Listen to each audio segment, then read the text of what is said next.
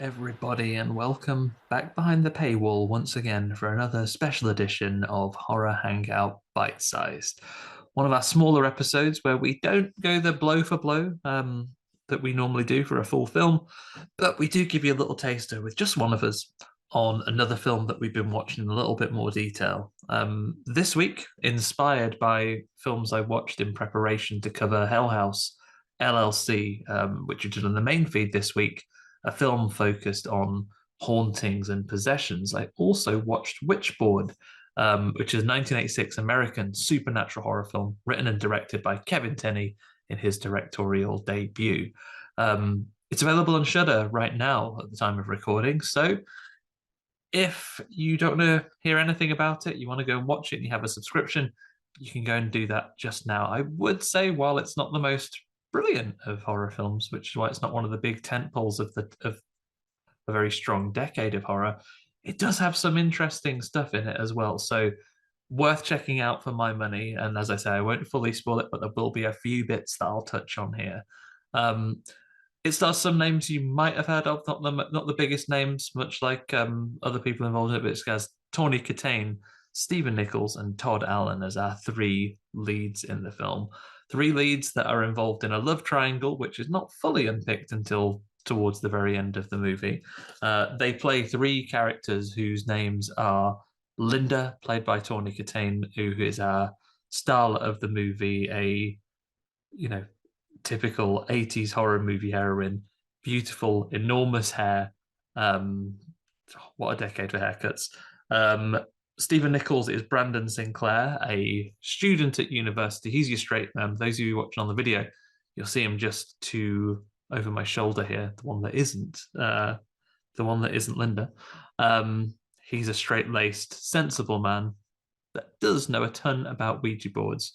And then finally, you have Linda's current boyfriend, because she used to go out with Brandon. A bit of a love triangle here. Jim, who is a man who loves nobody. That's his background. He cannot cry at his friend's funeral after he's crushed by a load of cement that falls on him. He can't tell Linda that he loves her until the very end of the film, where that may or may not save her from possession briefly. So we have this love triangle, and we begin with a Ouija board scene, or as I should say, Ouija board scene.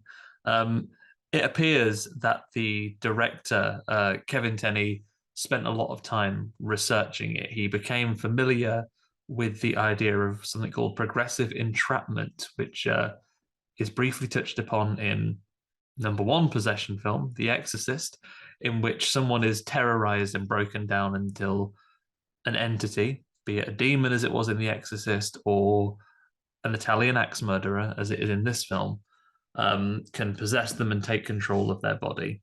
And it was also heavily based on experiences that the director had speaking to his friends that had messed around with Ouija boards at university.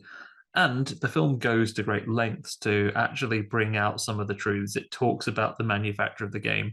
It corrects the often common use of Ouija board, with the trivia that it's Ouija or Ouija because of the mixture of yes in the French and German languages. So, of all of the films, Ouija Origin of Evil, mentions of the tools and use of Ouija boards in the Paranormal Activity movies, we spend far more time in this one. Like the city of New York in popular sitcoms, the Ouija board itself, the titular witch board, if you like, is actually an extra character in this one. It's in it quite heavily, mostly used for extensive conversations with a little boy called David, who is a nice ghost that Brandon's been talking to, and the deceptive Malfador, who is it's a fun ghost nickname for Italian axe murderer when he appears in spirit as opposed to being a ghost, or in some of the later scenes in the film, possessing Linda, forcing her to talk in a distorted version of her own voice, overlaid and dubbed over her own dialogue with a, shall I say, fantastic, if maybe slightly offensive Italian accent. I'm going to kill you, Jim. Hold still, I'll chop your bloody head off. Is what she says when she's possessed. We also have some other supporting characters. We have a police detective obsessed with magic who brings a lot of his detections and suggestions that he all definitely thinks Jim is the murderer because he's lost his hammer. As always bringing up magicians, very legally distinct ones from ones we've already heard of, like Sigmund and Ray, or a really pointed reference to David Copperfield. We also get a fabulous short part from a psychic medium played by Kathleen Wilhoit by the name of Zarabeth, who comes in to conduct an exorcism at roughly the halfway point of the film. I think in other films she would be a main character that stays for a long time. Unfortunately, Zarabeth is just here for a good time, not a long time. She appears, does an exorcism, infuriates everyone with with what she describes as medium humor, before being pushed out of a window by a ghost onto a very, very spiky sundial. Yeah, some brilliant psychic humor, which mostly boils down to saying that you've sensed something and then pointing out it's just a thing. Like, oh, I sense you're in terrible danger because you're about to drive past my house. Things like that. So, I mean, it's what to go for, really. It's really a story of a progressive relationship where Linda's character, having had one go with the Ouija board, thinks, oh, after Brandon's sillily left it at her house because his tires get slashed by a ghost on the night of the first party, she thinks she'll have a chat with nice ghost boy David once again. Little does she know she's being lied to by another spirit.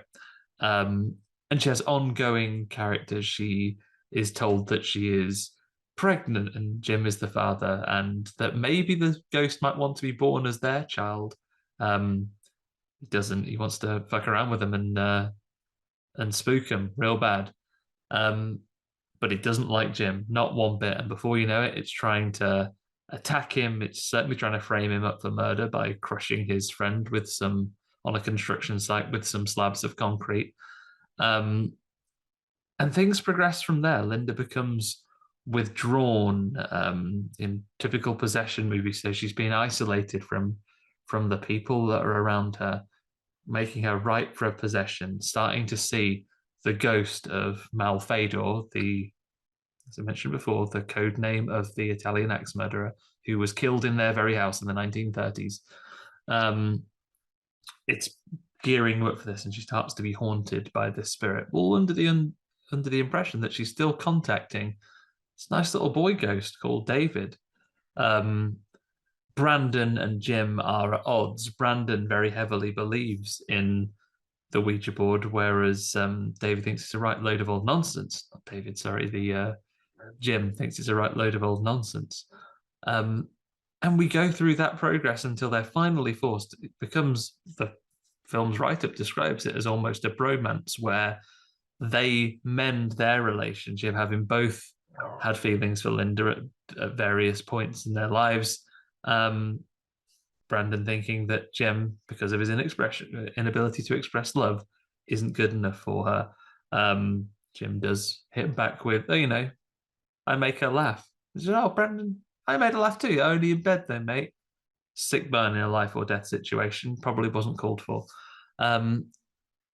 Yeah, it is a absolute wild ride. Absolutely all of the factors of a 1980s horror movie. So you can expect completely unnecessary shower scene where the shower goes ever so hot, ever so quick, and Linda is forced to dive out of the shower, smashing the glass, and then sprawling naked into the bathroom. People being pushed out of windows, ethereal forces and unseen figures throwing things around, and then, of course, a wonderful confrontation with a beautiful 80s starlet possessed by a tall axe murdering ghost Italian man saying, "Stand bloody still, David, I want to kill you." Yeah, what an absolutely wild ride. There is a sequel, same director. Am I going to watch it? Probably. let's get on and watch that one quite soon. Yeah, so check that one out on Shudder, if you will. I don't want to spoil all the ins and outs because I say I think this one is just ridiculous enough that we may see a full story of or a full cover of this one in the future once we've had time to cool down on having just watched it for myself recently. But stay tuned for more of these bite-sized and other episodes. Basically, some of those movies that we've missed when only one of us was on the show, and some other stuff we've got coming up as well.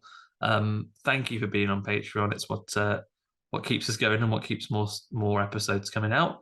And of course, join us on the main feed in the coming weeks for a whole summer of absolute bangers. We haven't mentioned it on the main feed yet, but for those that you are listening on Patreon, following the passing of David Sands, we're going to cover some arachnophobia.